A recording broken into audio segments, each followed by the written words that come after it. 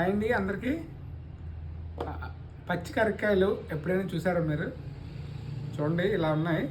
మనందరికి తెలుసు కరక్కాయ దేనికో ఉపయోగం. చిన్నప్పుడు మేమైతే ఎప్పుడు కూడా దగ్గుమంది వాడలేదు.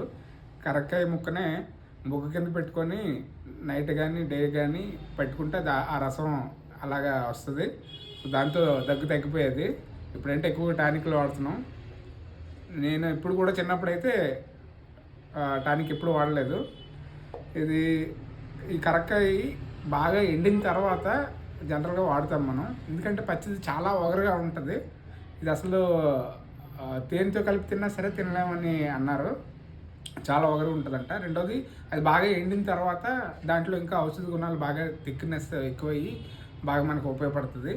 ఆ పైన ఇది ఏదైతే ఉందో ఇది బాగా ఎండిపోయి ఇదిగోండి ఇలా తయారైన తర్వాత ఈ పైన తొక్క మనం తీసేసి చిన్న ముక్క బొగ్గు కింద పెట్టుకుంటే అది చాలా ఉపయోగం.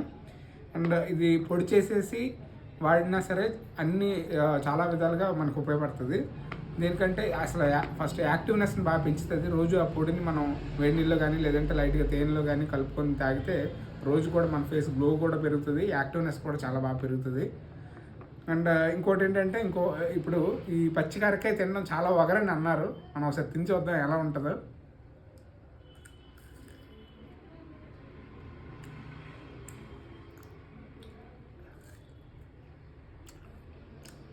చాలా ఒగరగా ఉంది. ఇది ఇంకొక చిన్న టేస్ట్, నూరంతా అదలా అయిపోయింది. చాలా అంటే చాలా ఒగరగా ఉంది. పర్లేదు, బాగానే ఉంది.